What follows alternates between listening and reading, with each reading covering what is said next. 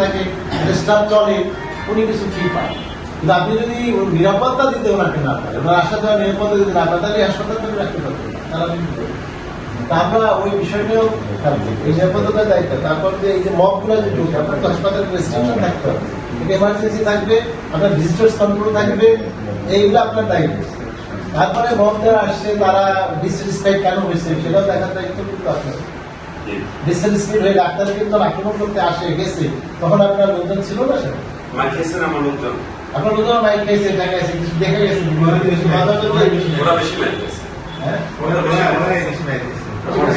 আমি এই মুহূর্তে একটা বলি, আমি আসলে আমার গাড়ি থেকে এখান থেকে 10 কেস আছে, আপনাদের লোকের বসতে এখানে মানুষের গাড়ি, আমি মানুষের গাড়ি ওরা আসলে এই জায়গাটা এতটুকু যদি না বুঝাই যে গাড়ি ঢুকানো দরকার,